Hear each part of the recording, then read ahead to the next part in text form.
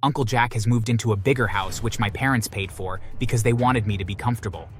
However, instead of giving me a nice room there, I got to stay in the storage room.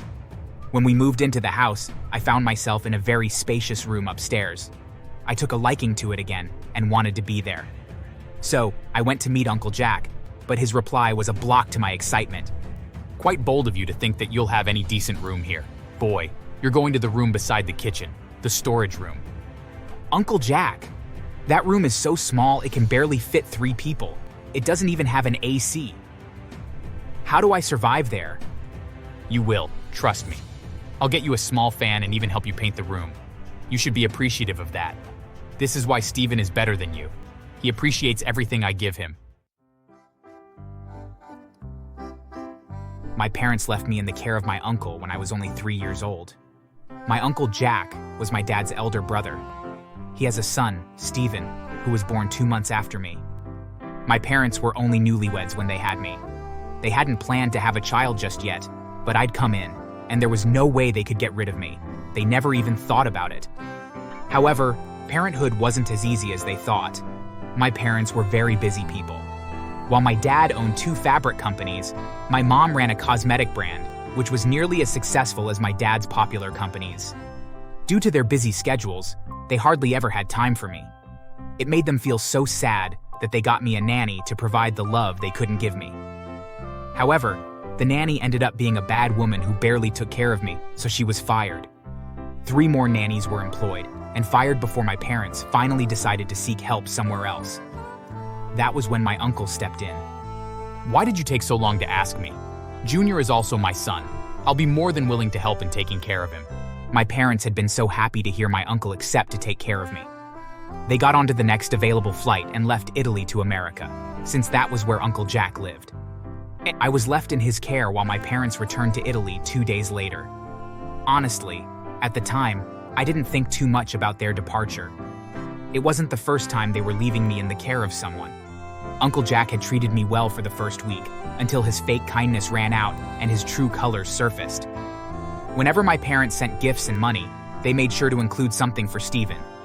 But, because Uncle Jack was so greedy, he would take my things and keep them for Steven. Only a quarter of the things for Steven would come to me. Sometimes my uncle would deliberately starve me for a day or 2, even though there was food at home, and I did most of the house chores at a young age. By the time I clocked 10, Uncle Jack has moved into a bigger house which my parents paid for because they wanted me to be comfortable.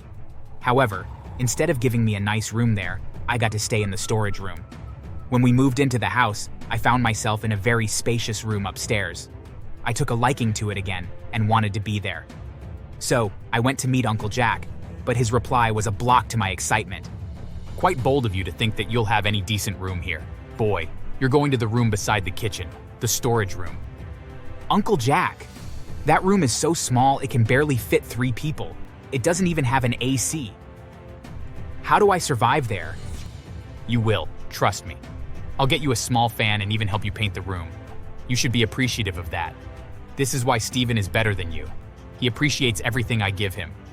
I wanted to say that Steven only appreciated it if he got anything without needing to shout.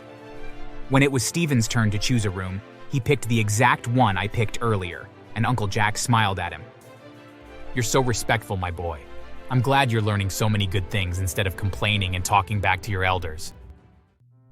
On my 15th birthday, 12 years after my parents left me in the care of my uncle, they visited America again. They'd finally found time to visit me. I was so happy. My parents didn't abandon me. They called me every week, sent enough money for my upkeep, even sent pictures of them, and requested for mine too, which my uncle always sent. He never let me lack food, because he couldn't afford making me look unhealthy. He also bought me new clothes, specifically for video calls with my parents. Seeing all of that, my parents never suspected him. The day my parents were supposed to visit, my uncle moved my things into one of the nicest rooms in the house which I had to stay. I was shocked. When they came, I was filled with excitement.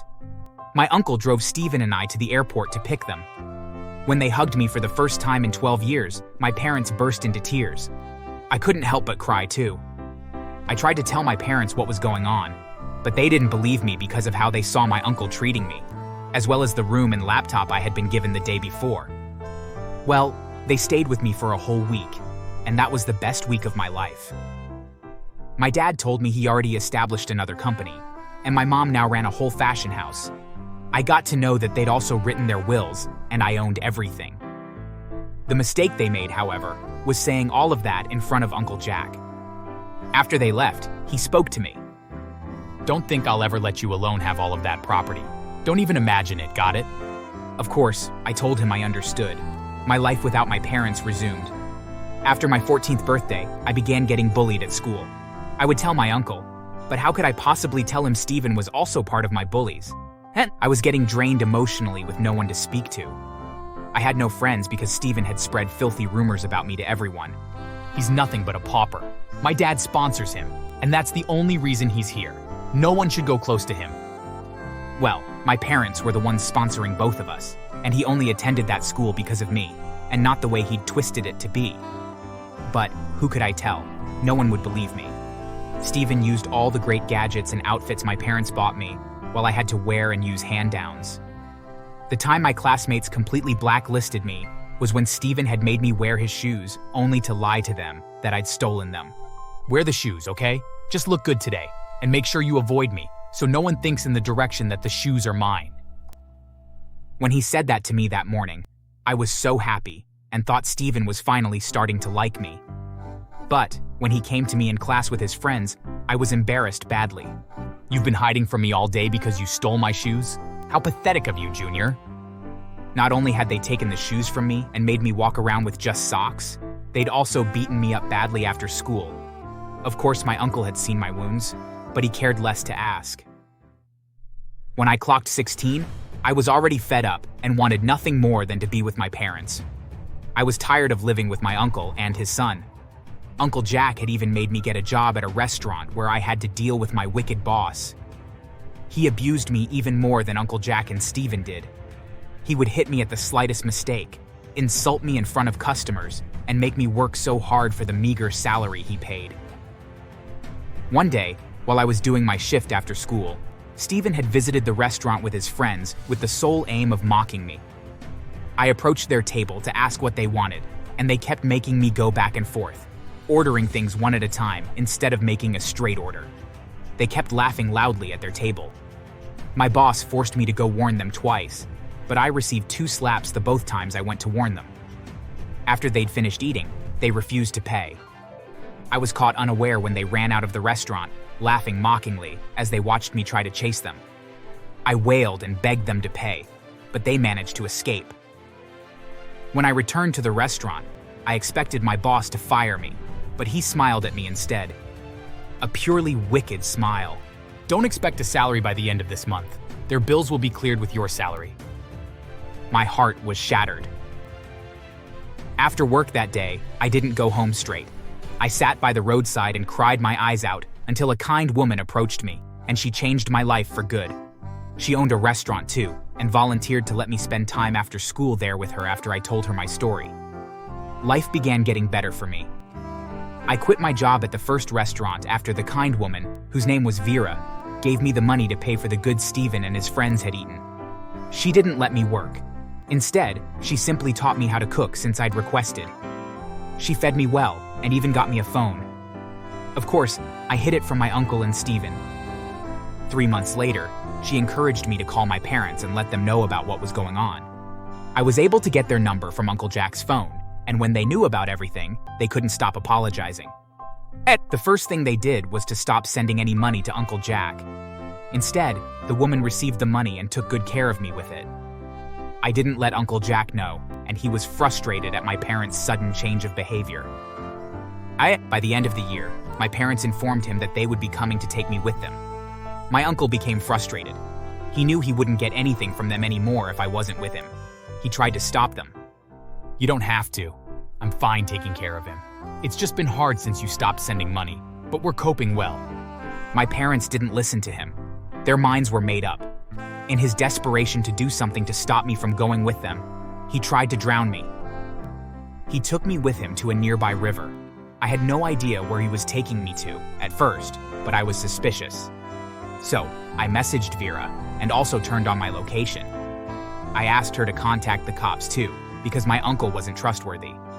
Luckily, she sprung into action immediately. My uncle arrived at the river and pulled me with him. You thought I'd let you go so easily? Let you be the owner of those companies when your parents die? Never. My son and I deserve a good life forever. After killing you here, I'm going to kill your parents too. I begged him not to do it, but he didn't listen. Just when I saw the cops approaching, alongside Vera, my uncle pushed me, and I fell into the river. I heard a gunshot and saw my uncle fall into the river too. Vera was quick to jump in and pull me out before I could drown.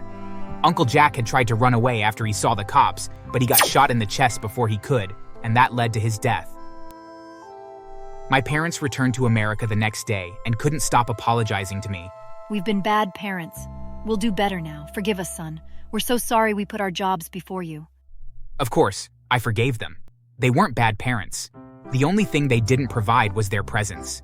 But I'd even felt that through their video calls. I was happy to reunite with my parents. We returned to Italy after my uncle was buried. Stephen moved in with my grandparents. My parents refused to take care of him, telling the family they were only going to focus on me. Stephen had pulled me to a corner and apologized, begging me to convince my parents to take him with me, but I refused. You don't deserve any good thing from me. You could get a job. Oh, and maybe apply for a scholarship at school because no one will pay your fees anymore. Maybe try to avoid seeing your friends at school because you'll be mocked badly. Remind them to not try apologizing to me. That's if we ever cross paths again.